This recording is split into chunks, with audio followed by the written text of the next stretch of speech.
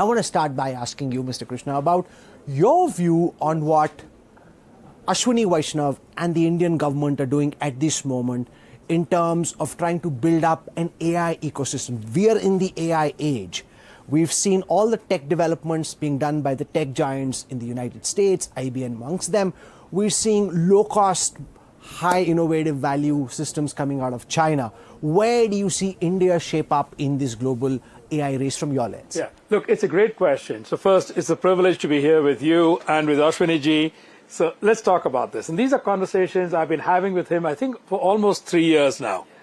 It actually comes down to the word independence or sovereignty. I think you would call it Viksit Bharat. When something is so important that is going to be used for the next many decades, it could be incredibly expensive, or perhaps it's not in your control if you get it from outside, then you must have capability within the country. And that's what I've always encouraged Ashwini ji to invest in for India, whether it's in the public sector or whether it's incenting the private sector.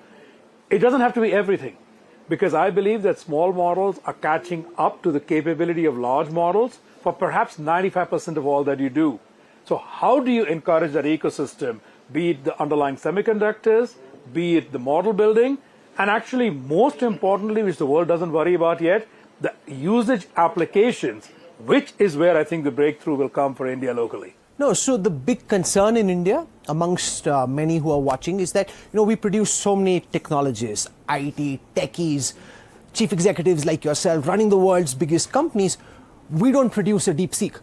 Why is it? Okay, so we understand what's happening in Silicon Valley, but why is it that when that breakthrough cutting edge innovation happened, it came from China and not from India? And what do we need to do now to try and ensure that the next DeepSeek moment comes out of India? Look, putting aside a huge amount of pride, which one should have, there is a 20-year lag.